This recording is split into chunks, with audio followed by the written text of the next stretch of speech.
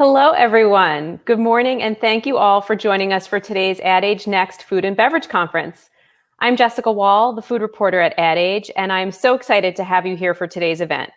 The food and beverage industry has gone through an unprecedented amount of change over these past few months. I know, every category can use the word unprecedented to describe what's been happening in 2020. But in food and beverage, the transformation has been especially profound. The category was already evolving before the coronavirus pandemic. Now, with people spending more time, much more time at home, there have been a variety of changes. Think back to March and April and the rise, pun totally intended, in baking. Plus, there was a rise in stocking up on food that would last for a while. All kinds of foods and beverages, it seemed, found a new moment in the spotlight, including food made from plants, which we'll definitely discuss a bit later. Many more people began to order online or increased their orders with services such as Instacart, Amazon Go, Walmart Home Delivery, Grubhub, DoorDash, Postmates, Uber Eats. You get the idea. There's a lot of competition out there. And restaurant operators saw their business models drastically reshaped and in many cases shattered almost overnight. Plus, with bars and restaurants closed, many people who wanted to have some drinks got more creative about their at-home cocktail consumption. And they were looking for new ways to get those drinks delivered, too. If you haven't seen the latest issue of Ad Age, be sure to take a look. We covered some of these topics, including some of the changes in the restaurant industry, even as delivery and carryout are on the rise. And clearly, there's a lot to discuss. We are pleased to have some of the biggest names in the business here to break it all down for you. Let me tell you a bit about today's programming. We'll start in just a few minutes with a discussion with one of the standouts in the restaurant industry, Domino's Pizza. Kate Trumbull will join me to discuss how the leading pizza chain has changed during this crazy year. Then EJ Schultz, our assistant managing editor, will lead a discussion on how things have changed in the alcohol category. He'll be joined by Scott Braun, the chief marketing officer of Drizly, and Steve Wallet, the vice president of category, shopper, and e-commerce at Diageo North America. Following that panel, our president and publisher, Josh Golden, will speak with Rachel Tipograph, the founder and CEO of Micmac, about how food and beverage brands have accelerated in e-commerce. Then it will be time to discuss how staples are handling their moment in the spotlight. I'll be speaking with Linda Lee from Campbell Soup Company and Jeff Tanner, the chief marketing and commercial officer of the J.M. Smucker Company, as well as Megan Van Summeren, global brand and food and beverage chair at Edelman. We'll break down how big name brands did during the early days of COVID-19 and how things are shaping up this fall. Happy first official day of fall, by the way. After our lunch break, or breakfast, or snack, or dinner, depending on where you're watching from, we'll be hearing from some of the leaders in the plant-based products industry, Beyond Meat, Oatly, and Eat Just. Then Heidi Waldusky, associate publisher and general manager of marketing and brand at Ad Age, is going to speak with Marjorie Powers. She's the senior vice president of consumer packaged goods at agency Stella Rising. They'll be discussing new research on how food and beverage consumers have changed, and how brands can work on being culturally relevant in 2020. Definitely one to stick around for. Finally, I'll be back to wrap up the day with a conversation with Karuna Rawal, the chief marketing officer at a startup called Nature's Find that is gearing up to make food from a microbe found at Yellowstone National Park.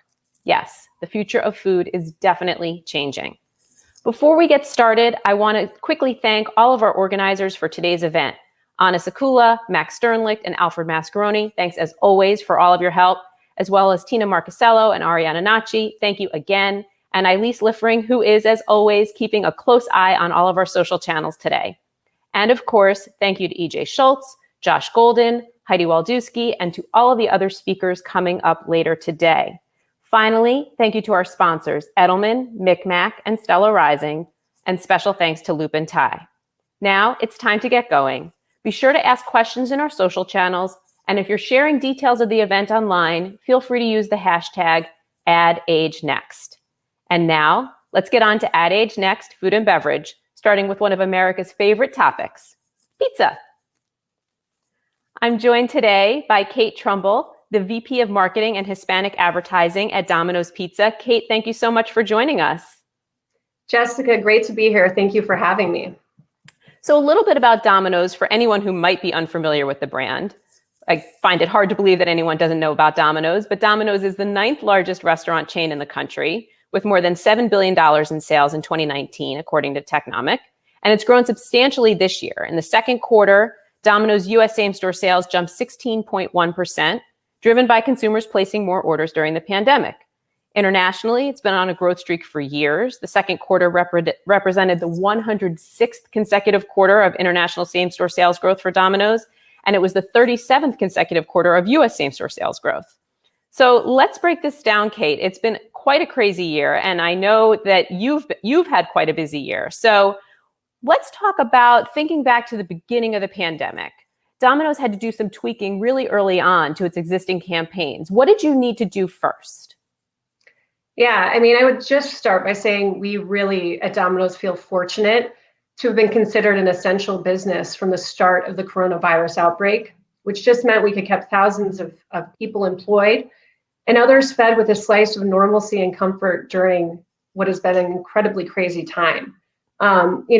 Early on in this process, as soon as the outbreak happened, we co-authored a brief with our agency, and we really stepped back and really tried to understand what was happening for consumers, what were the tensions, what were the stresses, and we rallied around, what do we want to be known for right now? How do we want to make a difference? And, I think a lot of companies, you saw that wave of marketing that came out where people were saying, okay, we're all in this together and unprecedented times, and some of the memes that came through, we went back and forth, but really took a position that we wanted to help. We wanted to be in a position of helping. And so early on in the pandemic, it was all about that, whether it was donations of pizza through our Feed the Need program or our hiring campaign. We're completely changing our business model around how we do delivery more in a more safe, contactless way. And how do we kind of rethink carryout and add a whole new service method in what we call carside, which is curbside delivery. So it's certainly it hit fast, and we hit the ground running, thinking through what are the ways we're uniquely positioned to help. You mentioned hiring, and I wanted to talk a little bit about that. Hiring became a big topic in the industry, particularly in pizza. How did you show that desire to get employees at Domino's? I know there was a campaign early on that utilized Zoom, or the idea of Zoom, right, to try to get your franchisees to get employees to come in. Yeah, so I mean, back in March, we announced we were hiring 10,000 workers, and we really listened to our franchisees. They were looking to the left and right of them in their communities and seeing friends and colleagues in the restaurant industry really suffering and needing their team members to be employed. And it inspired us. We were fortunate to see our sales grow. And we really thought about, our principle, which is actions speak louder than words.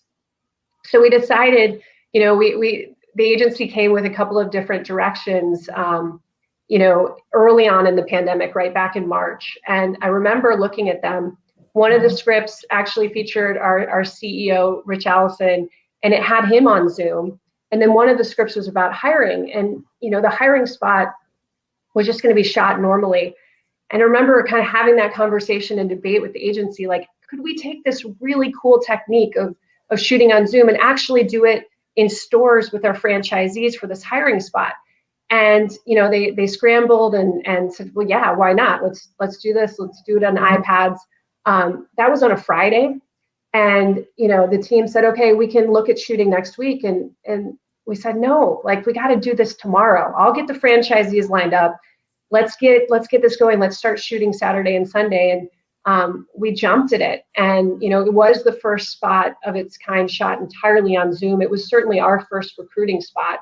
And I think what worked really well about it at that moment in the pandemic, I think people appreciated seeing real people, and they appreciated the message that, we're there for you, we're hiring, and we're also there to help put food on your family's table. So it was one of those things that it was the right message at the right time, and we just moved incredibly fast to respond to what people were feeling in that moment. Okay. Before we keep going, I want to just give a few shout outs to some of the people in our audience: Jason Salazar, Rune Savnal, John Tato, Manuel DeLuna, Alex Lacoro, Ian Finn, Audra Nebellini, and Lauren Williams. Thank you so much for watching today. And again, if anyone has any questions for Kate, please leave them in the social channels and I'll try to get to them. So Kate, you talked about the hiring spot. It seemed to have performed well. Were your franchisees able to get the number of employees that they needed to fill the demand? I will say the employees and recruitment and applications definitely flowed in, but it is one of the biggest challenges, I think, for the whole QSR industry right now is staffing. So it continues to be a conversation that they're seeking guidance and help around. Okay. And let's talk a little bit about the food itself. So you took care of the hiring campaign, but then you really needed to say different things about delivery, particularly early on in the pandemic. How did you change your advertising to reflect the new normal of delivery and carry out and contactless delivery? Yeah, I mean, like I said, we had to change our entire business to ensure safe and comfortable food delivery and carry out.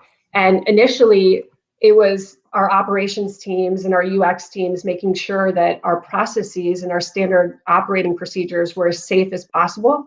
And that our team members were wearing masks, that they were using the pizza pedestal, which, is something that we developed quickly and is meant to be a barrier against the ground when you leave the pizza order and create that 6 feet of distance. So it was interesting. We were changing on that side, but we needed to create quickly TV footage showing contactless delivery so that not only consumers could start to feel the safety, but we could also make it very clear and set an example for all of our stores in terms of the promise and expectation we had for operations. So, early on, we pivoted quickly to make sure our messaging was around safety and our 450-degree ovens and the food never touching our hands after they go through the oven with a peace of mind 15-second ad that we got on quickly. Then we pivoted quickly to Serious About Safety, where, again, I had to work with our internal videographer at Domino's and my internal very small team at Domino's shooting on site using my team to film contactless deliveries and our friends and family in order to get out and get on TV and launched within a few weeks of that kind of change in the pandemic. So it was really crazy to pull off productions kind of on our own, and you're used to having a huge set of team and huge productions in LA, but we found that we could do it, and we could do it very, very efficiently. And you did bring out a variety of ads. So during that time, you talk about efficiency, but you also had to tell a few different stories. So there's car side delivery, there's contactless carryout. There are all different kinds of things. You can head to adage.com after the event. If you haven't seen some of Domino's spots, we'll put them up there for you so you can take a look. I also wanted to talk about the ad that you mentioned, coming up with one that used your own agency's daughters of a creative director, right? To have them star in a spot to show how you could feed a family at home. That was a fun take on the DIY ideas of people shooting videos while they were stuck at home and things like that. Yeah, total shout out to Darcy O'Neill, our art director, and his 3 wonderful daughters. They pulled that off in literally, from start to finish. It was a month, and we knew value was really important for consumers in this time, and so that message of being able to feed a family of 4 for $3 each was important. But also the insight that people were at home and they needed help entertaining their families, and so not only did we launch a really charming ad, which also had our safety cues. They had the mask and the pizza pedestal.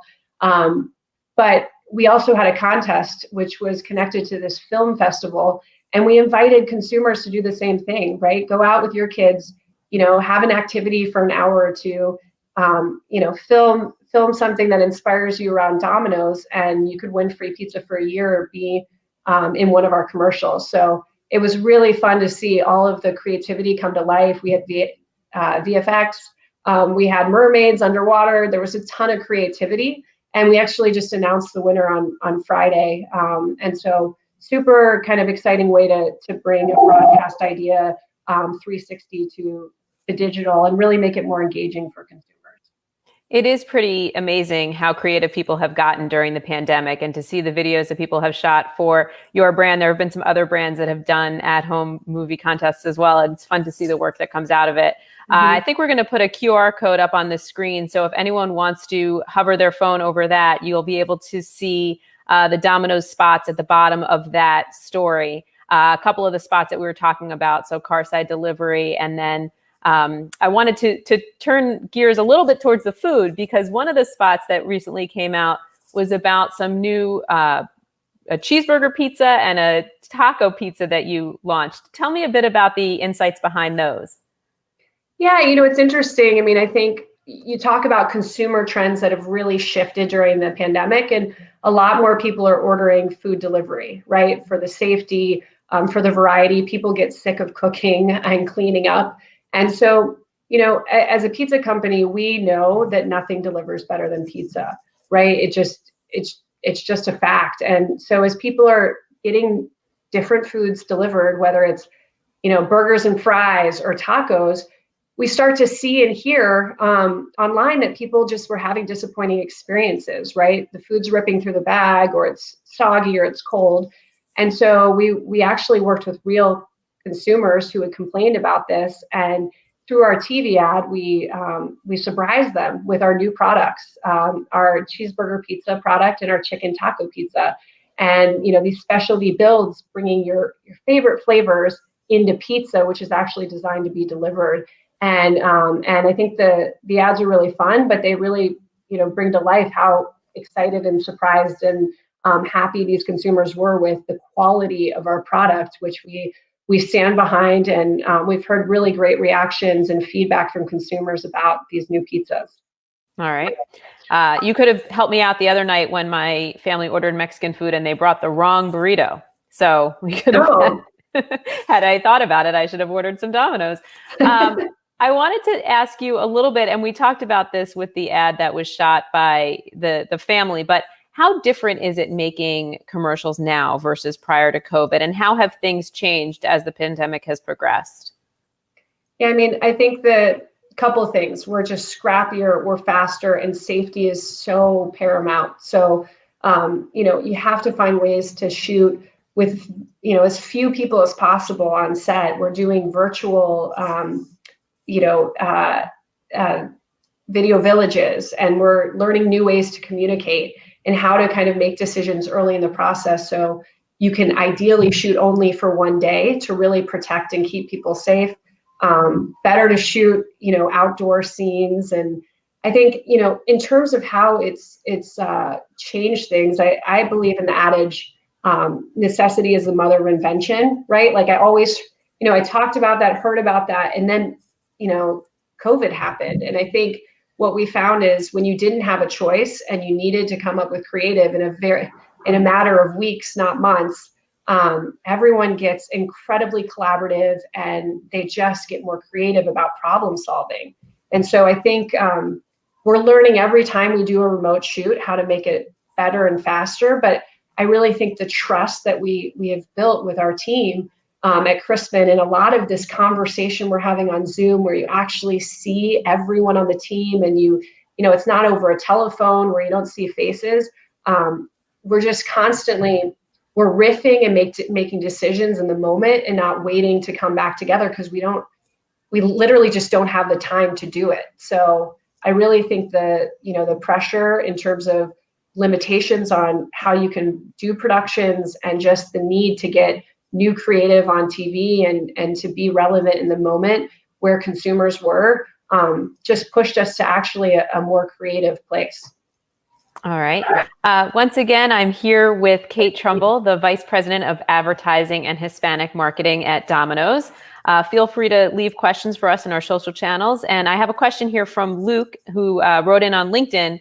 How does a brand giant like Domino's field a culture that expects brands to address social issues? I think, listen, consumers right now are looking to brands to speak up and to, make their voice heard, and not only their voice heard, to take actions around social issues. And I think, we saw that with the racial injustice what took place in the weeks and months and continues to take place in corporations, across the country and the world. I think that also speaks to the environment and climate change with everything that's been happening in terms of the wildfires and natural disasters. And so, from a Domino's point of view, I was very proud. Our CEO, post George Floyd, took a very clear stance denouncing racial injustice and saying he wants to listen to our organization. And we've done many things, listening tours very early on. And we've taken a ton of steps in terms of how we're changing our culture and, where we're going to invest our time and money to change things, including launching a Black Opportunity Franchisee Fund to get more Black entrepreneurs as our franchisees. And so that's one piece. I think, socially and when it comes to the environment, something I'm proud of recently, we partnered with our primary box supplier, West Rock, because, as the number one pizza company in the world, we put a lot of boxes out in the world, and it's our responsibility to do something about that and make it better. And so we partnered with West Rock earlier this year in July, and we launched a website which really explains to you how to recycle. And if your community doesn't recycle, it gives you steps and toolkits on how to convince them to do that. I think the recent research that has come up in the industry is cheese and grease don't impact recycling. You can still recycle these boxes, and there's a ton of myths around that. So this is just the beginning on that front, that we want to keep making a difference and be part of the solution. So again, in all those areas, I think consumers are making it clear that brands have to stand for more. And for Domino's, I think we're in our infancy to keep doing more and taking actions, to commit to our promise and make a difference for consumers. And the more that people are ordering, particularly pizza delivery and that sort of thing, that's all been on the rise during COVID, it just leads to more boxes and the need for more recycling. So are you going to be doing more to get that message out to consumers? I know there was a press release about it and a little bit of outreach, but are you going to be doing a campaign around that? We're open and looking at lots of opportunities, but this is just the beginning, I would say. There's definitely on that front. Okay. We have a few more questions from the audience. Samantha asks on YouTube, did you conduct any social listening to see what consumers were saying about Domino's and pizza in general earlier on in the pandemic? Did this inform your strategy? Great question, Samantha. We did do social listening. We also did some consumer qual very early on every week. And so we really were trying to hear what were consumers feeling and thinking. And we talked to kind of the same segment of people through the pandemic and new people each time. We even flashed some of our TV ads in front of these consumer groups to really get not only kind of quantitative data, but qualitative data about our ads and other brands' ads to make sure we had kind of a pulse on what people were feeling and thinking. And the biggest aha for me is it was changing. It was changing weekly. It wasn't, usually in our business, you put something out for 16 to 18 weeks and it's true for that amount of time. That wasn't the case based on the consumer research we did in listening. All right. And I wanted to briefly talk a little bit about the other sort of social campaigns and things that you've done during the pandemic. I know for years, Domino's has had a wedding registry, which some people might not be familiar with, but it exists for people who want to have pizza at their weddings or people who are just fans. Obviously, lots of weddings were delayed or cut down in size during COVID. So how did you transform the registry to respond to that? Yeah, I mean, we launched the wedding registry in 2015, and it's really interesting. This idea came up, and it's exciting when you can take something you already have equity or is ownable to the brand and really kind of rethink it, reposition it to be more relevant in a time like this. And I think the stat is kind of crazy. I think it's 62% of couples had to reschedule their wedding because of COVID and the pandemic. So we came out, we created a rain check registry, and it was really meant to show that we were there for people who had to reschedule their wedding or kind of make it smaller and have a celebration later. So you can go there and see all the packages, but things like virtual bachelorette party, right? People were doing these things virtually and for the first time ever, or small celebration now, big party later. We really just wanted to show and help friends and family be there for their friends, because nothing's worse than having this dream wedding kind of completely have to shift, but pizza can make it a little bit better. And the really fun thing we did is we surprised a couple of couples who were registered with us. We didn't just fulfill their Domino's registry, we fulfilled all their wedding registries. Think like not only towels and pots and pans, but furniture. And so that was a really kind of fun surprise and unexpected delight moment that we could provide people during this time. All right. We have another question from the audience. Manuel asks, with the shift in consumer trends brought by the COVID-19 pandemic, does Domino's see itself going back to normal or innovating further with your current strategies, regardless of if we have come past the pandemic? Yeah, there's no going back to normal. This is normal. And it's been exciting to prove to ourselves how quickly we can shift. I mean, when you think about curbside delivery, which we call carside, we were testing it last year. The pandemic hit and we were like, there's no elegant way to give people safe, carry out. So we have to accelerate this. And we found ways, thanks to having one point of sale system, thanks to our amazing collaborative teams on the ops side and the digital side, but we proved that we could do it, and we are continuing to make it better, right? We let people in the digital experience select, do you want to put it in your trunk or your back seat? We just want to continue proving to customers that we're going to take friction out of their ordering process. We're going to make it more rewarding. We're just going to make it a better, safer, more contactless experience. And I think that's a lot of that is certainly here to stay. And I know that carryout has always been a big part, not as people think of Domino's, they pretty much immediately think of delivery first. But has the carryout business grown as a result of COVID-19? Yeah, I mean, we've seen growth across both our businesses, especially in terms of ticket. People are ordering more food. I do think, especially in the beginning of the pandemic, there was a little bit of trepidation around carryout. I think because of that kind of, is this safe? How does this work from a contactless perspective? But certainly, I would say delivery has definitely seen the greatest gains in growth. Okay. And I think we have time for one more question from the audience. This one's from Michael on Facebook, and he asks, with increased orders during the pandemic, was supply ever an issue for franchisees? And how do you manage supply with also having your message across TV, social, and digital channels? Yeah, there was definitely supply chain conversations at every step of the way. We certainly saw certain products that were off the charts in terms of demand. And we just had to stay really, really close with our partners in supply chain. And, as a business, you can flex things, right? You can take things off TV. You can move certain products away from your digital marketing channels. So there was certainly a lot of attention paid to that, especially in the beginning.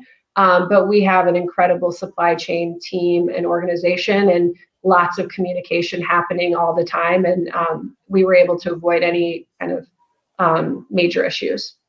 So there weren't any nationwide shortages of cheese or dough or anything to that extent? Nope. All right. And how has your day-to-day job changed as a result of the pandemic? I believe you're at home, although if you're in the office, it's a really nice color office. Thank you. I'm at home. This is my home office. And I would say, I think those first 3 months, I've never worked more. There wasn't really a line between work and life. I think a lot of people can identify with that.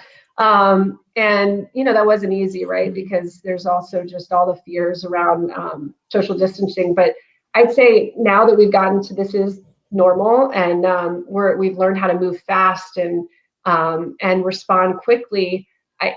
Some of the best parts for me, I have a son who's 11 months old. I've been able to see him a lot more. I'm not flying to LA for shoots. I'm sitting right here, remotely calling in virtually. And so those can be long days, but it's a lot easier when you wake up in your bed and go to bed in your bed. So I think there's a lot of silver linings in this whole thing. All right. Well, Campbell from Domino's Pizza, thank you so much for joining me and kicking off AdAge Next Food and Beverage.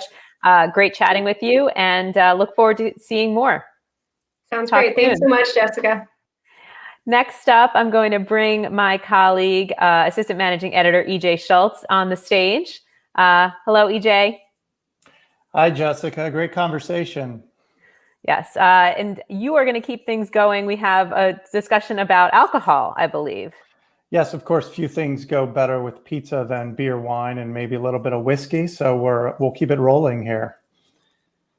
I'm excited to hear what's next. Why don't you tell us who's on the panel? Sure. We're going to be bringing on Scott Brown, who is the CMO of Drizly, which is, of course, the leading online alcohol marketplace. And he's going to be joined by Steve Wallet, who's the VP of Category, Shopper, and E-commerce for liquor giant Diageo. And we're going to be talking about how there is finally a momentum in the delivery market for alcohol, which has traditionally lagged other categories when it comes to e-commerce. And we're going to be hearing from both these very influential players in that space. Welcome aboard. Good morning. So Scott, let's start with you. I think a lot of people have heard of Drizly. You guys have pretty high name recognition, but for those who maybe are not totally familiar, explain your business model, what it exactly is that you guys do when it comes to alcohol delivery. Yeah, of course. Happy to kick things off. So Drizly is the largest online alcohol marketplace in the world, really. We essentially work with retailers, suppliers, the brands like Diageo, and then offer the product to consumers. So we'll work with retailers and digitize their inventory. We'll bring their inventory online. And then we work with consumers, and consumers can then come to Drizly, shop across multiple liquor stores. They can have a really transparent shopping experience and choose everything from the lowest price to the best delivery time to just even a store they even want to buy from. So they compare and contrast, they make that purchase, and the purchase is delivered within 60 minutes. So your company's not that old, right? And I know I mentioned at the beginning that alcohol's traditionally lagged other categories when it comes to delivery. And I think a lot of that goes back to the history of alcohol and the fact that it's governed by state regulations. It's just a lot more complicated than other categories. We have the so-called three-tier system, which was put in place, after Prohibition to separate suppliers from distributors to retailers. Without getting too much in the weeds, but can you explain why this category has been so complicated to start delivery and how you guys have gone about changing that, Scott?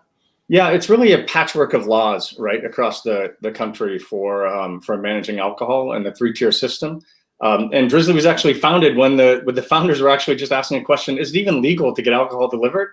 And of course, a lot of people's intuition was, no, it must not be. And the truth was, it was legal. Not everywhere, but in certain states it was legal. And these laws continue to change. So for many years, I think e-commerce has been held back a little bit in this industry. And it really was due to regulations. It makes our business a whole lot more complex than another one where we would just inventory our product and be able to sell anything at any time of the day or night.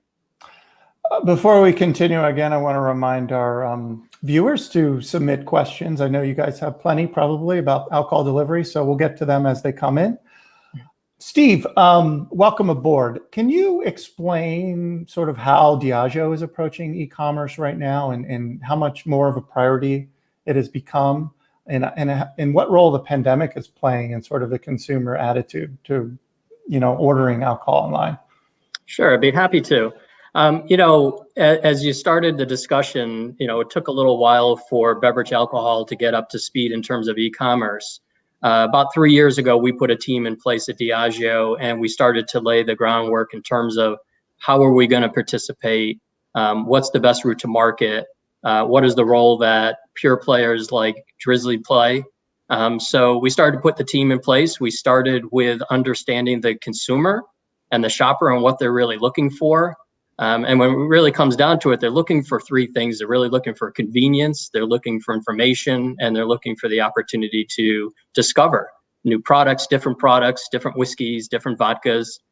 So we've really put our effort against starting with the shopper and consumer, and then looking at the partnerships that are out there in terms of the Drizlys, the Instacarts, and also the omni-channel players like the Walmarts, the Albertsons, in terms of how they ultimately are going to satisfy the needs of the consumer and the shopper.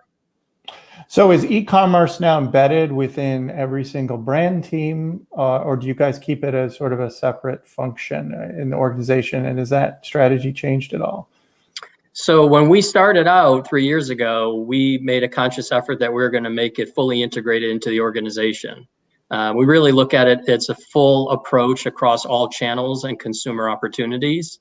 And that if they decide to buy brick and mortar one day, but then they purchase online, we wanted to make sure that there was consistent messaging going from all forms of communication that reach the consumer and shopper.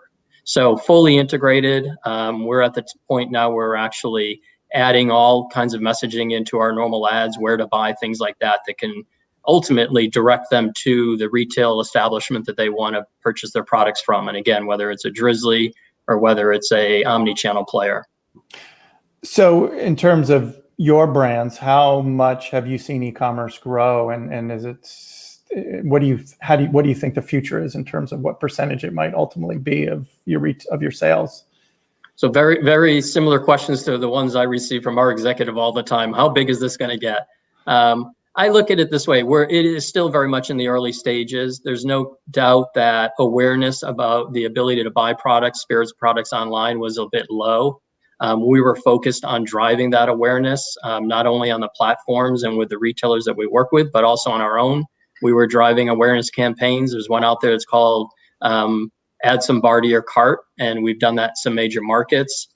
So we look at it as that's really where our focus is going to be. We're going to continue to drive this. We've seen a big acceleration during COVID. It really heightened the awareness that people now have about being able to buy TBA or beverage alcohol products online.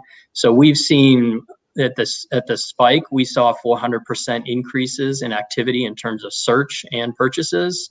We've seen that taper off a little bit, but it's still 2 to 3 times that it was prior to COVID. So it's been a big shot in the arm. It's basically allowed us to accelerate as an industry, and I think e-com in general across all categories. So it's exciting times when you think about e-commerce, and I think this is going to continue. You will see some going back into the brick and mortar as things release a little bit from quarantine, but we're not seeing it drop off that dramatically. We're seeing the consistent, and we do believe that over the long term, we're going to see 10 to 15%, maybe even 20% of our mix of business being in the online space. They typically say anything above 20% is disruption in a category. So we see ourselves getting to that at some point in time, but we're probably following the grocery channel the most in terms of people. There's a lot of similarities between our products and last mile fulfillment as there are with grocery and people wanting fresh products. So how do I get that quickly? Whether I order online, pick up in store, or that I order for delivery. They're concerned with freshness, and with our products, it has to be because of state regulations. It has to be delivery within a given geography. Before we continue, I want to give a few shout outs to our viewers. Christian's watching from Ecuador. Christina's tuning in from Michigan. Jeffrey from Ohio. Mark is watching from Canada. Phillips from Nigeria. Prince from Ghana. And Tina from Illinois. And thanks everyone for watching. Scott, back to you. I want to kind of shift and talk a little bit about how you are raising awareness of Drizly and just the alcohol delivery in general. Mm-hmm. Before we do that, I want to queue up an ad to give folks a chance to see one of your recent messages. I thought he'd never sleep. Too bad we don't have any wine. Howdy, Drizly.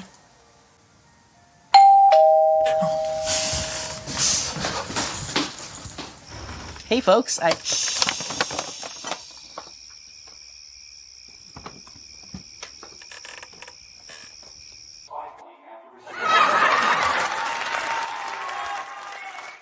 Ding dong, Drizly. So as a new parent myself, I can definitely relate to that advertisement. Do you want to talk about the insights? I mean, it's pretty obvious you guys are going for the convenience play, but talk about how you're crafting your messaging right now and how you may have changed things during the pandemic. Yeah, and we're experimenting with a few different messages too. That's one of them. Clearly hinging on convenience, right? And clearly this was a big one during COVID as well, right? It's safety and convenience. So for us, it's communicating that benefit, and at the same time, of course, it's always wanting to do it with a wink.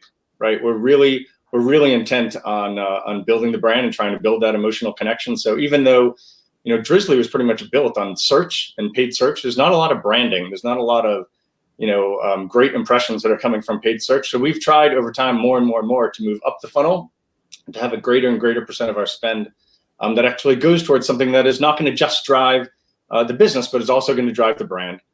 So we're doing as much as we can in that, and of course this is the result of what you just saw.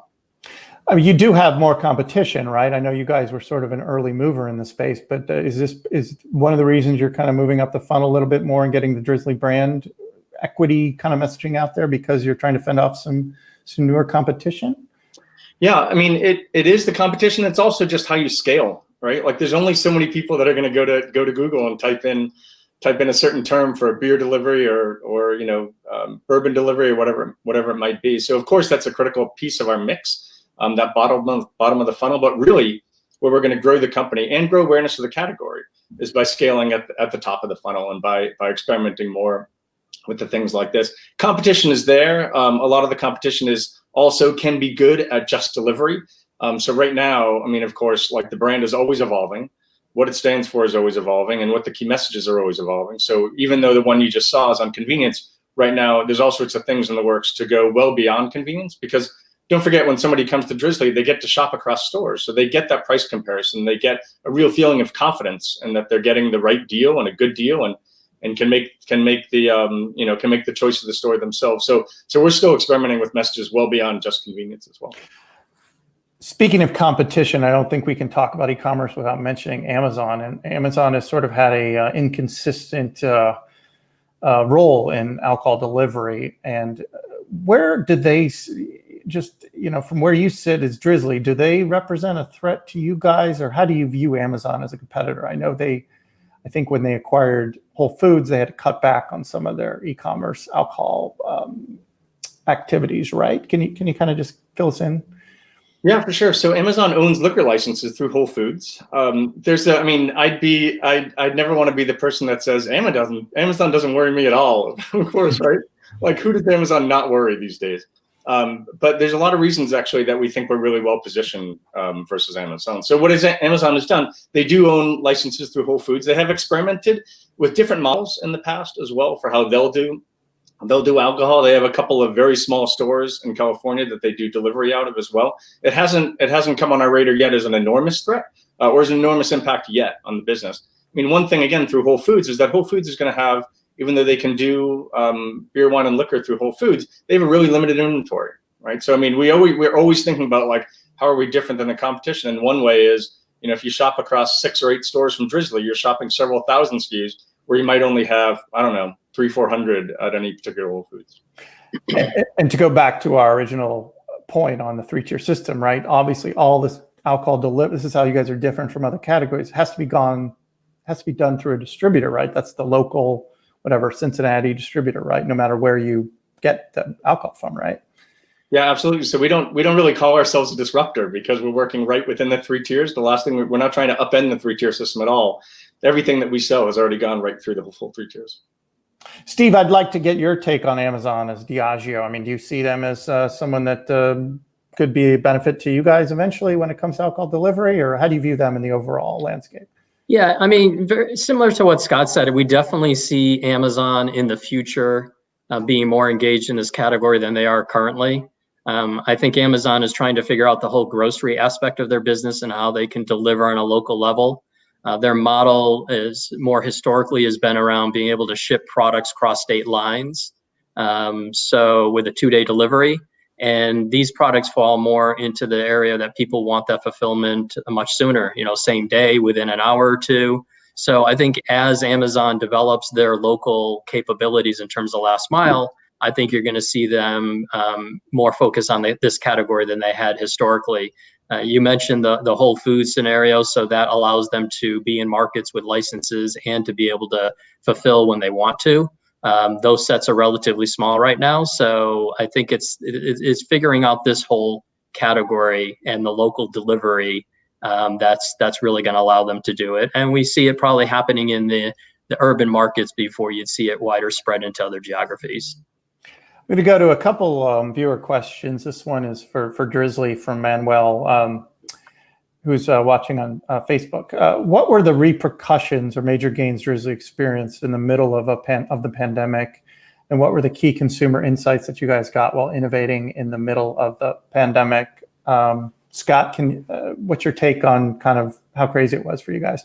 Yeah, you know, I don't know, if the scale is 1 to 10, it was around a 45 or so in terms of how crazy it was for us. So we experienced 700% growth year on year at the height of the pandemic, and I guess we have eased into something that's between 300 and 400% growth, which is, you know, pretty extraordinary still. So the first thing we did during this, it was a difficult time. The first thing we did during this was to make sure that the operations were set up for success, right? Like, we are, as a platform, we are always connecting consumers and retailers.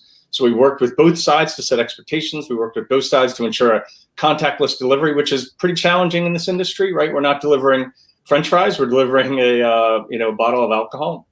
So we had to make sure that it could still be done in a really legally compliant way, but it is in a safe way as well. So we spent a lot of time and energy working with retailers and then setting expectations with consumers on that as well. Once we got the operations back, we made sure that we were understanding where stores had the supply, where stores could, where we could really invest and grow the businesses, right? There were certain geographies where stores were struggling more and we couldn't put our foot on the gas pedal there. And there were other geographies where stores were doing just great and we could really still grow the business and be pretty aggressive there. In terms of innovation during that time, in terms of what we learned, I mean, one thing we learned, I have to say, is that when the company is focused on one thing, boy, can we get some great stuff done. Like, when everybody drops what they're doing and is focused on like the big task of achieving something right then, it's pretty powerful. The other thing I think is just understanding that, you know, people are going to come to us for all sorts of reasons. And like, we now need to also think long and hard about like, what is it beyond convenience, right? Yes, a lot of people will associate Drizly with delivery, but you know, the future for us is in delivery plus, and it's starting the innovation path of figuring out what that plus really is. We're in the midst of that journey right now.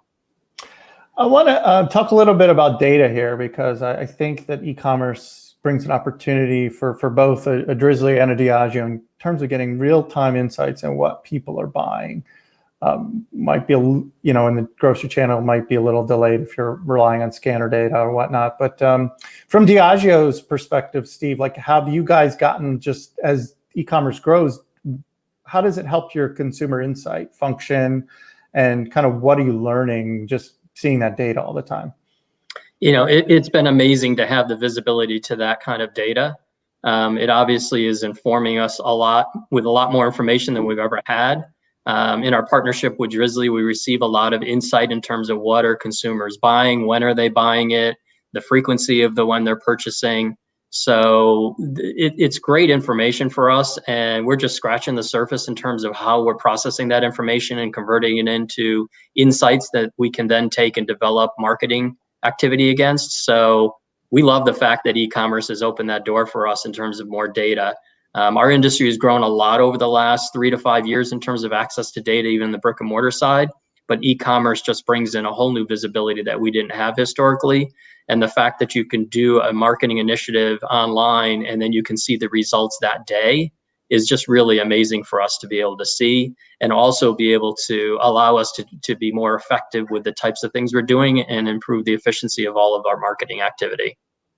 Scott, from Drizly's perspective, I think you guys have kind of a front row seat in what people are buying any given moment and what's popular. Any interesting trends you're seeing right now in terms of what, I know the seltzers has been sort of dominating the conversation for the last couple of years, but beyond seltzers, what's hot? Like, what's the next seltzer? Give us seltzer's the easy answer. Yeah. The harder answer is actually a lot of Steve's products. So one thing we've seen, and actually this really kind of answers the last question too, around being able to see stuff in real time and react in real time. So wine has always been a little bit of a bigger seller than liquor on Drizly, and that flipped during the pandemic. So we did qualitative, we did quantitative, we saw what was selling, and we can see, it makes sense. People are staying home, people have a little more time, they're making their own mixed drinks. And by the way, a lot of times they can't go out to bars and get that mixed drink, so they're experimenting and making mixed drinks more and more and more on their own. So we saw things like tequila spike for margaritas. We saw things like liquors and cordials and other things that would be inputs into mixed drinks spike like 1,000%, well beyond what the platform was even spiking. So it was really interesting to do that. And then, as you say, lean right into it because we have the data immediately. So we can then share more recipes with our consumers, and we can share more drink ideas with them and play with that and have fun with that as well, because we know that's where the market was going, and we can lean into it in real time. Steve, I know you had some insights on sort of what people are searching for online, which is some surprising results, right, in terms of how to make what kinds of cocktails. Can you kind of share what you guys are seeing from a trend perspective? Yeah, it's always interesting as a brand owner being able to see what people really search for when they're looking for drinks. And a lot of people would think, oh, they're looking to be able to make really complex drinks. And obviously, you see a lot of activity in terms of how to make the best margarita. But there's also some people that are looking for things as simple as how do you make the best Captain Morgan and cola. And most people will laugh when you hear that because you're like, well, just add a little Captain Morgan, add a little cola, and there you go. But the reality is people are really interested in what are the proportions? How much Captain Morgan do I use versus how much cola? There's always been a bit of a mystery around how to make the best cocktails and replicate what people experience when they go to bars and restaurants. So we love the fact that with an e-com channel and digital marketing opportunities, that not only can we put products in front of people and make it easy for them to find them, but we're also able to connect them with recipes and entertaining ideas and things like that will really make it much easier for them to engage in cocktails. I love hearing what Scott said about how much the spirits category spiked during COVID. And we see that as an overall trend as well in the broader market, which is people are interested in cocktails. They're interesting to them. There's a bit of mystery about them. They want to learn how to make them. They want to, take it on as a craft and entertain their guests. So we love the whole digital space. It's working really well for us. And we think even for the industry, it's working really well in terms of demystifying a bit of the cocktails. How do you make them?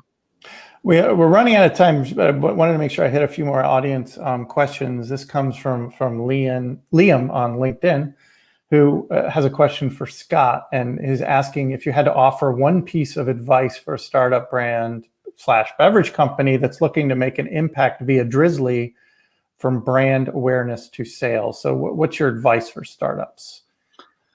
Well, the first thing is for them to make sure that the shelf looks good, right? I mean, you really have to start with the basics. So the most basic thing is to make sure you have the right images, the right copy, everything's the right UPCs are linked up in Drizly. If we don't have the right UPC, I mean, our inventory is what's in the store. So we need to make sure we have the right UPCs, the right images, the right everything. So that's the very bottom of the funnel. And then all the way, I'll skip all the way to the top, is that, you can, as a supplier, as a startup alcohol brand, can advertise and link directly to that product page. The product page needs to have the right information, as I said, but you can link directly to that product page and even drive your sales directly, even, in a very 3-tier compliant way. We have another question from LinkedIn from Jody. With the leverage of on-demand convenience and app technologies, are you naturally seeing the largest growth with the millennial category? And how are you catering to older demographics? So, Steve, I don't know, you maybe have some insights into kind of what demos are actually buying the most online, and maybe any surprising insights there? I think the question actually had a lot of the answer in it in terms of we obviously see a lot of millennial activity. Just they're more comfortable with the whole idea of ordering things online, but we are seeing it accelerate with the other generations as well. And we're excited to see that. I mean, who doesn't order on Amazon? And if you've ever ordered on Amazon, the idea of buying things online become a lot easier than they were probably 3 to 5 years ago. So we are seeing a lot more with the other generations, but obviously millennials core for us. And, so there was no surprise that we would see a lot of that happening with millennials. We also see the geography differences as well, where we see much more of the urban play than we do in the suburbs. But I think with COVID and quarantining, you're seeing many, many more consumers going after this channel in terms of a way to satisfy their needs. What is Diageo's most popular brand for e-commerce right now? I think it's kind of I think it's a bit of a tie. I think between Don Julio, Bullet is doing very well. When it comes to gifting, we're seeing Johnny Walker, especially the higher marks of Johnny Walker, is very popular. So all brands that we're very passionate about and really enjoy seeing the activity and pleasing our consumers and shoppers. But, that's Kettle One also. I mean, it's really our core brands we're really seeing that activity with, but it tends to be a little bit higher end in terms of premiumization and what you see in the basket. Great. Well, we're out of time, but I want to thank you both, Scott and Steve, for sharing the insights today. There's a lot more to be discussed when it comes to e-commerce and alcohol. A lot of changes, so maybe we'll have you guys back on one day soon to give us an update. I want to thank you both again for your time today. Excellent. Great. Well, thank you all. Thanks, CJ. Bye-bye. And up next, we have a special message from our sponsor, McMac. We'll be back right after this. Hi, everyone, and welcome to The Hot Seat, where we talk to thought leaders, influencers, and market makers in the media, marketing, and advertising ecosystem. I'm Josh Golden, the president and publisher of Ad Age, and today I have with me a friend and colleague, and of course, amazing entrepreneur, Rachel Tippergraf, founder and CEO of McMac. Who, incidentally, by the way, Rachel, Ad Age named you one of the most creative people of the year in 2015. Clearly, we nailed that one. Welcome to the conversation, Rachel. Thanks for having me, Josh. Excited. Yes, me too. You have a lot of range that your company covers, but we're going to try to keep it focused on e-commerce on e-commerce specifically for food and beverage. But before we get to that, I love a good origin story. So if you can give me a little bit of a story on how you created McMac, and then also, the evolution and what major trends you're seeing specifically that motivated you to drive that creation. Sure. So McMac, we're an e-commerce acceleration platform for multi-channel brands. So if the majority of your sales come from places like Amazon, Target, Walmart, Instacart, Drizly, Minibar, Kroger, Peapod, you will become my client because you live in darkness with e-retail data. And there's two sides to the platform. We first enable multi-retailer e-commerce. So if you've ever been in an environment like Instagram, you clicked on an ad and you had the opportunity to check out at Amazon, Target, Walmart. That's us behind the scenes. And then on the flip side, you get access to end-to-end analytics all the way from media impression to end sale at Target and Walmart. So for the first time ever, you can see that entire customer journey. The impetus for the company came from my last job. So I ran global digital and social media at Gap. I was a total wildcard hire. The company had a decade of declining sales and aging customer base. Their senior leadership team looked around the room and their target customer wasn't at the table. So they decided to hire me to lower the average age of the customer. I was there 2011, 2014, and was 3 positive years of the company's growth. The net profits of the company increased by 70%. Digital went from 5% of the overall revenue to 25%. But there was something that really annoyed me about my job, and it had nothing to do with Gap or corporate America and everything to do with the internet. What I realized while there is that in many ways, e-commerce is broken because the two key drivers are unanimously the most annoying things online: promotional emails and retargeted advertising. So I had this burning question, which was, how do you drive sales and build brand all at once? And my boss, who was the global CMO, said, Rachel, if you figure that out, that's $1 billion idea. And so I became obsessed with trying to figure it out. Awesome. That is a great story. Now, obviously, this has a relevance to food and beverage. Can you talk about what specifically your McMac is doing within that space or in this space? Yeah. So, one of the trends that caused me to quit my job at Gap was the rise of marketplace and wholesale retailers as the new walled garden. So if you think about Gap, it's one of America's oldest direct-to-consumer brands. But by the time that I left at the end of 2014, over 40% of our US search results were occurring within Amazon, meaning America was turning to Amazon to buy Gap. It's still not available for sale as an authorized seller on Amazon. When it comes to food and bev, the majority of food and beverage sales happen in major retailers, marketplaces, and wholesale. And there, it's a walled garden, and you got to pay to play to get any access to consumer data. So what's happened in 2020 is that consumer demand within online grocery, online liquor shopping has accelerated by 10 years overnight. I'll never forget one of the biggest food brands in the world, the CMO, who's become a dear friend, used to say to me, Rachel, I love you, I love McMac, but 97% of my revenue comes from brick and mortar sales, which means that 97% of my energy needs to go there. Fast forward to the week of March 9th, that CMO called me and goes, guess what, Rachel? 33% of my revenue now comes from e-commerce. We need your help. So for food and beverage brands, they've never had to invest in their e-commerce tech stack until now because the consumer wasn't there. Consumers now are doing at least a third of their grocery shopping and booze shopping online via Instacart, Walmart OGP, Amazon Fresh, Drizly, Minibar, Total Wine and Spirits. This has been a massive upheaval within these organizations. Rachel, that's so interesting. Let's quickly take a look at what's coming up later at Ad Age Next Food and Beverage.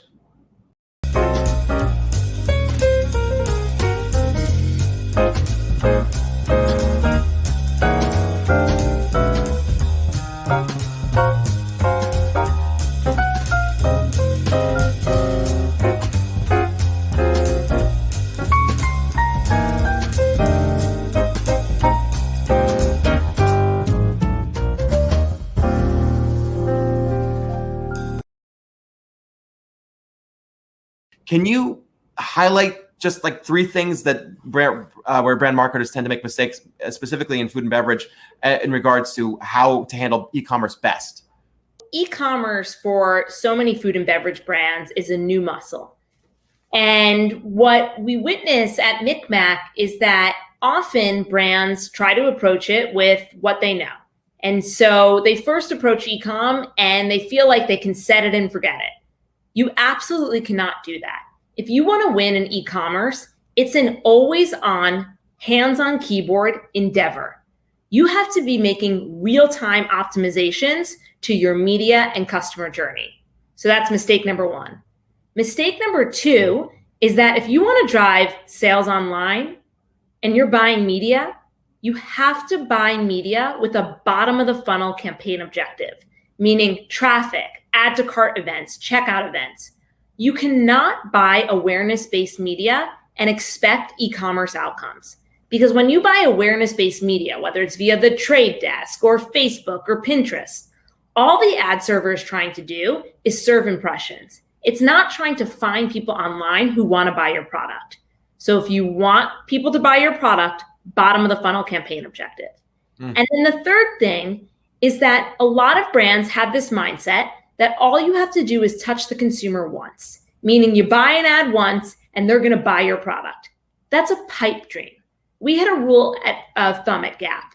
If you wanted to convert someone on Gap.com, it took 3 positive interactions, meaning they saw an ad, they got an email, and then their mom told them about the cute coat. If you wanted to get someone to convert in a physical Gap store, it took 9 positive interactions. So you have to have a pixel in place to collect first-party data to then go remarket to a customer to close the sale. Those are my 3 tips. I promise you, if you do those things, I've just increased your sales by millions of dollars. That's amazing. I have to say those are you obviously have told those enough times that you have them in your brain. That's solid. I'm just curious because it's difficult to see an A/B example. Can you show? I know we had a little bit of video that maybe we can put it up just to show the difference between what a MikMak piece of creative versus what a regular piece of creative is. Can we bring that up, Max? Yeah, great. So here on the far left is one of our clients at Pernod Ricard, amazing booze brand. What you see on the left is not MikMak. You just saw an ad and then it went to a Drizly PDP, a product detail page. In this example, Pernod Ricard collects no data. They don't own anything that just happened. All the people that own things here are Instagram and Drizly. So they have no idea what happened with the customer journey. They can't collect any audiences. They don't know if the sale happened. Here is MikMak, where you give the customer the power to choose.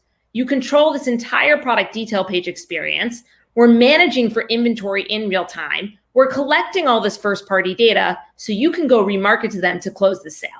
I'm assuming, given food and beverage, it's quite a different alcohol brands in particular. It's got to be a really different way that e-commerce works. Can you just give me an example of what you need to watch out for if you're dealing with like ice cream versus alcohol, for example? Yeah. So it's really different. So in the example of food and perishables, I mean, the most important here for the customer is honestly last mile delivery or click and collect. So you want to ensure that your products are available at places like Instacart, Kroger, Peapod, and that you're communicating that value proposition that you can get this food today. Alcohol, it's a totally different ballgame. So in alcohol, there's real legislation that makes online liquor sales quite difficult. There's a 3-tier system in alcohol. You have brands, which would be like Pernod Ricard, Heineken, Diageo. You have distributors like Southern Wine and Spirits. And then you have retailers like Total Wine or marketplaces like Drizly.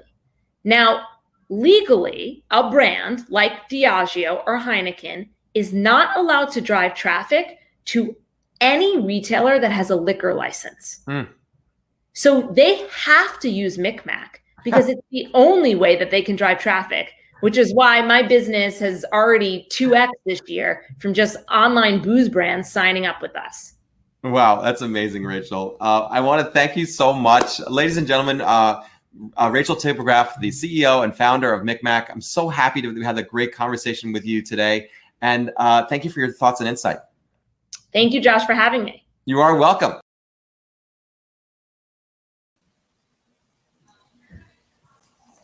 Hi, everyone. Once again, I'm Jessica Wall, the food reporter here at Ad Age, and I'm back with a panel discussion on staples. Today, I have with me Linda Lee, the Chief Marketing Officer of Meals and Beverages at Campbell Soup Company, Jeff Tanner, Chief Marketing and Commercial Officer at the J.M. Smucker Company, and Megan Van Summeren, Global Brand and Food and Beverage Chair at Edelman. Thank you, everyone, for joining me today. Great to see you. You too. Thanks. You too.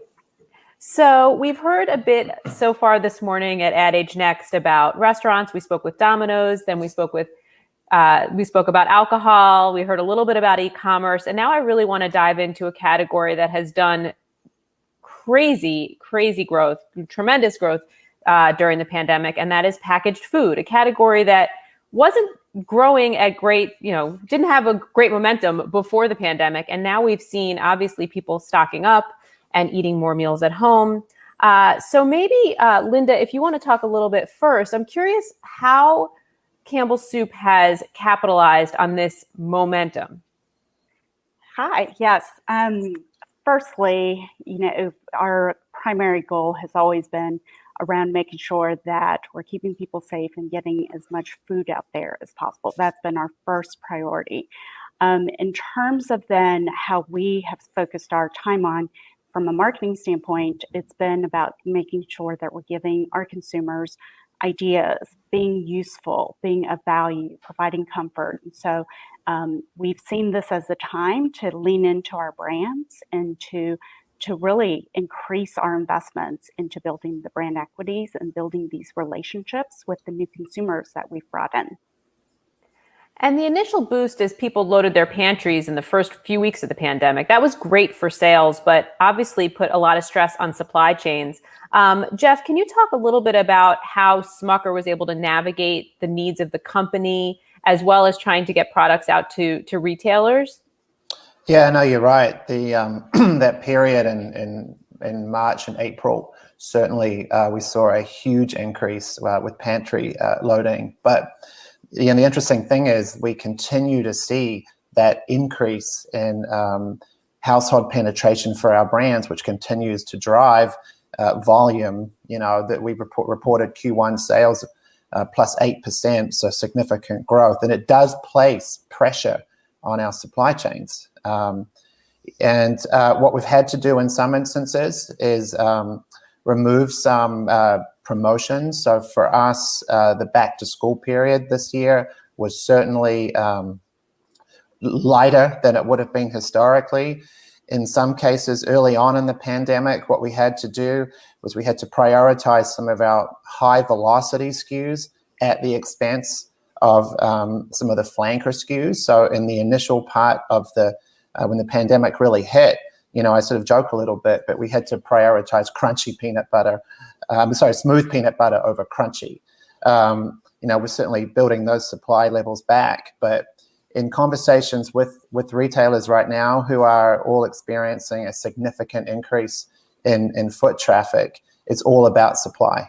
How are we prioritizing the most important SKUs, and how are we doing everything we can through our supply chains to meet their needs? Because the increase in demand that we're seeing across really the full portfolio is pretty significant. Okay. And I want to remind our audience, if you have any questions for Linda, Jeff, or Megan, please leave them in our social channels, and I will try to get to them a little bit later in our conversation. Megan, I wanted to check in with you and say, at a high level, what are you seeing across the board when it comes to packaged food?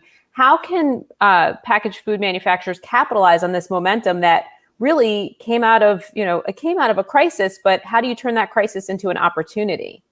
Yeah, it's a great question. And for those that don't know, we study trust quite a bit, and we've been doing it for over 20 years at Edelman.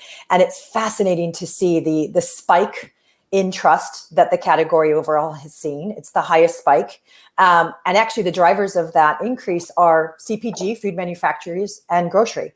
And a lot of that is because it was those essentials, right? The frontline workers being kind of a part of the solution throughout the pandemic. But the risk is riding that wave, and making sure that this just isn't a bubble. And it's about meeting those expectations and adapting as fast and furiously as possible. So a few things that we saw in terms of our research is, first, there's a huge expectation for the industry, the category, and CPG to not stay the course, but to innovate, and not just innovate new products, but innovate new ways of distribution and the way to make products. But there's also a massive expectation to solve for accessibility, not only access to food, but access to information and understanding what healthy choices are today, as well as an expectation to collaborate and come together as an industry and across the food system to solve some of these problems around food waste and food access, which are becoming so front and center for many people today. And we have seen a lot of campaigns around food donations, food drives, things like that during the pandemic. So that makes sense and ties into that thought well. Absolutely. I want to take a bit of a step back and look at some of the advertising that's happened so far during the pandemic. Linda, maybe you could tee up for us the crowded table, which was one of Campbell's earliest spots, or maybe the first spot that you produced during the pandemic. Can you tell us a little bit about that? Yes, this was an incredible time frame. We briefed it on April 3rd, and it aired on April 16th, I believe. And it was very much, the brief was, how can we show up to our consumers at this time and really bring a sense of comfort, and just reinforce that we've always been there for them and we will continue to be. So that was the brief, and it was a quick turnaround and absolutely our first production during this. So from brief to production, less than 2 weeks. How does that compare to a typical campaign pre-pandemic? I would say typically it's probably running 3 months at least. Yes, it was from brief production, everything, less than 2 weeks. All right, let's take a look at that video.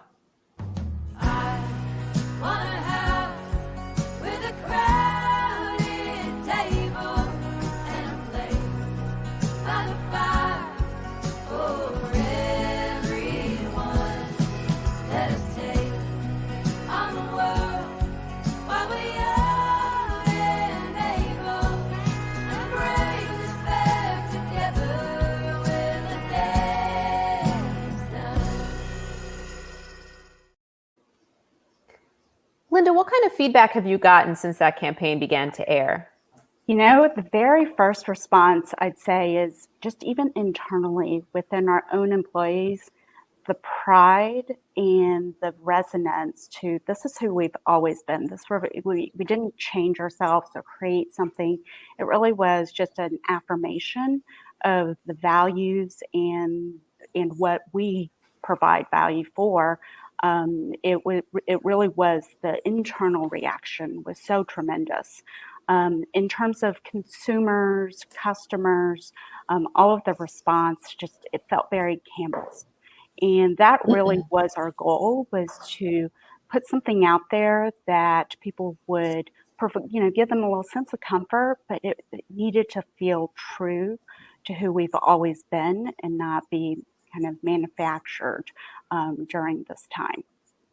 All right. And Jeff, at the same time, Folgers has come out with a campaign, which we'll get to in a second. But for people who aren't familiar with the transformation that Folgers has been going on, definitely has a little bit more of an attitude than the coffee brand used to. So that started before the pandemic began. Folgers began to have a little bit more of a different voice.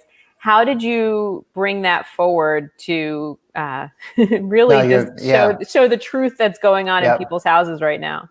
No, it's you're absolutely right, spot on.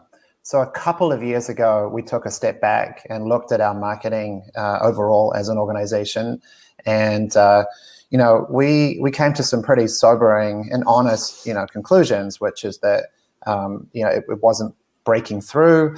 The brands were getting dated. They weren't really connecting with younger consumers. So a couple of years ago, we put in place a complete overhaul of our marketing model.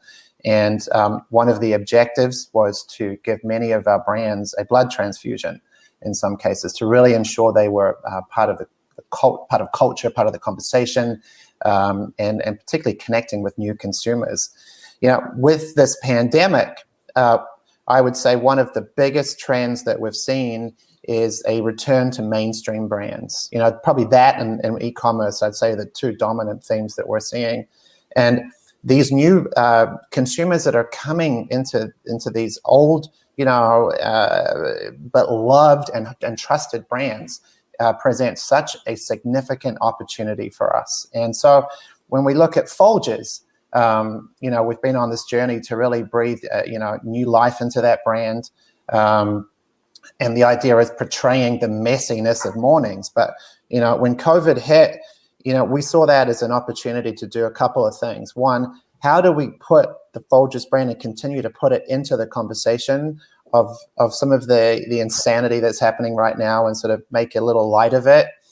And then the flip side of that is how do we really focus on those new consumers that are coming into the brand, perhaps for the first time or returning, and then targeting those consumers and really reaching them with a very targeted message, ensuring they stay in the franchise. So hitting them both at the top of the funnel and at the lower end of the funnel, and ensuring the brand stays relevant and is part of culture and part of the conversation.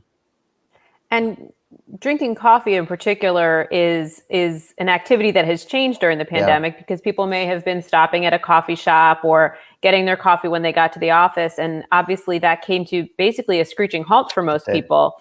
And now at-home coffee consumption has really been on the rise. Have you had supply constraints as a result of that? We still have some areas where we are working to improve. We have a pretty broad portfolio. We have Folgers brand. We also have the Dunkin' Donuts brand. And to your point, I think about the coffee disruption on two levels. For those that would drink it at work, they're now drinking it at home. And many people are no longer going to cafes. They're drinking it at home. And so, in the case of Dunkin' Donuts, if you were buying that coffee, say in a cafe, they're now buying that coffee at home. And so it has put pressure on our supply chains. I'm really proud of the work those folks are doing to keep it in supply, because to your point, it has been a big shift and a disruption of where people buy their coffee, not what they want to drink, but where they're consuming it. And that's that's the opportunity that's in front of us, that shift, that increase in household penetration. How do we hold on to those consumers and keep them in the franchise? All right. And as Campbell had the ad that started to run earlier in the pandemic, I wanted to show a Folgers spot that shows sort of the new normal that we're all experiencing, particularly when we're on Zoom calls. And I hope none of you look like this. Let's show the Folgers spot. Your whole team can see your upper thigh. Pour that smooth roast and aim that camera up high. The best part of waking up is Folgers in your cup. And Jeff, I feel like that's a voice that people, like I said, may not have been familiar that Folgers was taking a little bit of a turn, giving itself a little bit of an attitude. Megan, are you seeing brands in categories that are, longstanding categories maybe take more risk now than they were prior to the pandemic? Yeah, I mean, I think there's just a need for us to all be that much more connected to reality, I think. And there's a very fine line. I remember early stages of the pandemic, we were kind of looking at sort of expectations of brands. And it was something in terms of the use of humor or the use of escapism. There was a little bit of a resistance to that. But now as we go into sort of those later stages, I think what we're seeing is there is a need to go out there and be in touch with these very authentic and very genuine consumer behaviors. There's a campaign that we partnered with Baby Bell recently on it called #JoinTheGoodness. And it was really around this kind of honest assessment of how our snacking behaviors have evolved and at times even gone off the rails. And, you know, the fact that by 11 a.m., I think I've had 5 snack breaks, which never would have been something that we had done in the past. And so they partnered with influencers, and they even did a study in terms of looking at those genuine sort of kind of family behaviors around snacking. So I think brands need to sort of shine a light in a very realistic way. But at the same time, this is the chance to sort of get your house in order, take more risks, and be more innovative. All right.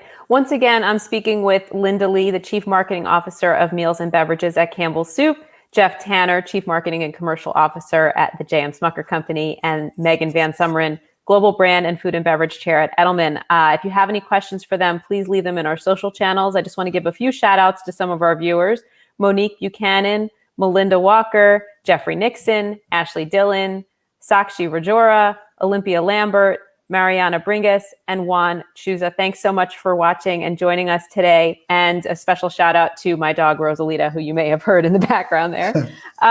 So I want to talk a bit about online shopping. Obviously, the patterns have changed drastically over the past few months. And online shopping for groceries was sort of later in the game. People were much more comfortable shopping for apparel or even furniture or shoes than they were shopping for groceries. But with everything that's been going on the past few months, you've seen online grocery sales just skyrocket. So how are you trying to change your marketing as a result of that? And what changes do you see in terms of what people are ordering online versus maybe what they used to pick up in the store? Linda, why don't we start with you? Sure. The first thing is this last quarter for us, we normally spend about 65% digital. And this last quarter, we moved that up to 85%. So that was just the first, action of reflecting that the online was so important, and we leaned into retailer media. Separately, we had concurrently already been reorganizing ourselves as it relates to e-com as well as our strategies. So, of course, this has absolutely accelerated the need to do so. So luckily, we had that underway. And Jeff, how did Smucker respond to the rise in online shopping? Because you do have a lot of staples, and we haven't really talked much about pet food either, but no. I know that's a category where a lot of people have either started to order online or have really increased those orders during COVID-19. Yeah, I mean, we talked a little bit about mainstream brands. For me, the second biggest, macro shift here is the acceleration of e-commerce. And I don't think it's a stretch to say that this pandemic has probably accelerated e-commerce, 3 to 5 years. If you go back to 2017, which is not that long ago, food and beverage e-commerce sales were 2%. Now they're at 10%. And, in our recent earnings, we reported a 70% increase in e-commerce. So total e-commerce sales for our company today are 12%. And, we've arrived here, as I mentioned, 3 to 4 years earlier than we would have normally. And it's a great opportunity, but it's a very different business model. I would say perhaps coming through the pandemic, the biggest shift that I'm seeing is that e-commerce is going more mainstream. That what we're selling online is more mainstream. I think where e-commerce started, and particularly in pet, it was perhaps more of the premium end of the market. Now it's shifted mainstream. And as we, much like Campbell's, I think we've had to build new capabilities. We're really fortunate that the investments we've put in place over the last 2 years have positioned us extremely well, which is why we reported the results we did. But it's all about doing the fundamentals. It's having content up. It's having your supply chains that are equipped to partner with the demands of the Amazons and the Chewy.coms and the omni-channels. And then it's about having that optimal mix. It's where sales and marketing blurs, and ensuring that you're optimizing your spend mix, whether it be buying search terms, etc., to ensure that you're appearing on the first screen. So it's a very different business model. We put many of those new capabilities in place a couple of years ago, and we're thankful we did, because we've been able to really leverage them, and that's a big reason we're seeing the growth we're seeing. So what does the rise in e-commerce mean for things like sampling or in-store displays? I'm sure sampling right now is not really something that you're doing because of what's going on, but were sampling were to come back, do you see that still being something worth spending the money on? And what about things like in-store displays if people are really spending more of their time browsing online? I think it just requires a different mix in your toolkit. So sampling and driving that impulse is a little more tricky. But what matters most in e-commerce is showing up on the first screen.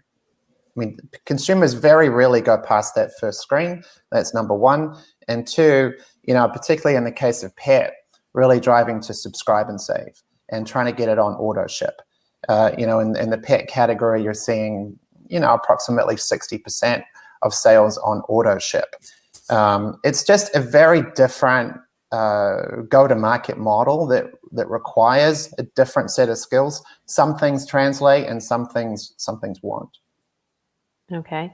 And Linda, what about for Campbell? What online areas are you focusing on, whether it's marketing or particular categories that sell well online? Number one, it's omni-channel. So I think, e-com, not all e-com is the same. And for us, our top priority is omni-channel. What that requires is really the selling side is, as Jeff mentioned, the blurring of sales and marketing, and how do we work together, even internally, and how do we show up to our customers as truly omni-channel. Absolutely, different categories perform differently online. We see our baby business performing the strongest. But really across all of our categories, we've seen overall, we've doubled our e-com business over this last 6 months. So we're seeing good momentum and growth. And it really is because the bulk of our business, the core strength comes from the brick and mortars and now into the omni-channel. I wanted to ask, you both talked about the blending of sales and marketing and how that's changed drastically over the past few months.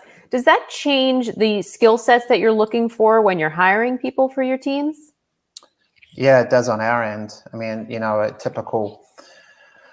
I think it depends a little bit. It differs a little bit across whether you're talking pure play e-commerce or omni-channel. When you're talking pure play, the skill set is extremely different. I mean, if you're on an open marketplace like Amazon, it's a day-to-day adjusting of all the different levers you have, and it's a very analytics-based skill set. Data science, advanced analytics are so much more important in this space. And for us, we've been rebuilding a team, bringing in these new skill sets. It is very, very different. It blurs a little more when it comes to omni-channel, but it's still so much more underpinned by analytics and the use of real-time data versus a traditional profile of a salesperson, building relationships, building long-term plans, etc. It still plays a role, but the weighting is very different. All right. Megan, what are you advising clients heading into the holiday season? How do campaigns need to change? Are we going to be seeing large gatherings, small gatherings? Anybody can weigh in, but Megan, I thought maybe you could take that one first. Yeah, no, I think it's so critical for brands to really think about the role they can play throughout these sort of seasons and the new kind of face of these seasons. So whether it's, Halloween going virtual or in the home, the fact that home is absolutely our epicenter, whether it's work, whether it's school. And we're seeing brands like Hostess play in that. But also as we look to the holiday season, this idea of, penny pinching and moving into more kind of DIY behaviors. Even looking at the importance of those seasonal flavors and how to adapt and adjust accordingly and bring a little bit of surprise and delight into people's homes during the holiday season. And actually, what was something, just carrying on the conversation around the sort of evolution of digital, I think a really good example that we saw play out over the summer was with Unilever, when they actually launched their ice cream shop, and we saw such a spike in ice cream sales. And what they did is they actually integrated into a number of different delivery apps. So whether it was DoorDash or Postmates. So I think this idea of really adapting to sort of those very realistic consumer needs and behaviors, and how to provide access, but also enjoyment during these kind of key seasonal moments. All right, well, we've been talking a lot about food, and I know everyone's probably getting hungry for lunch, so I will let you go. I'm guessing Linda's going to have grilled cheese and tomato soup, and if I had to guess, Jeff, maybe a PB&J. PB&J, it's a good guess. But thank you all for joining me, and thanks to everybody for tuning in for the first part of today's event. And I'd like to remind the audience to join us back again at 2 p.m. Eastern Time. After our lunch break, or breakfast or dinner or snack or wine, whatever it might be that you're having, come back and join us. And if you're watching on adage.com, please refresh the page at 2 o'clock. So you'll be back with us live when we talk about plant-based foods. Thanks, everybody.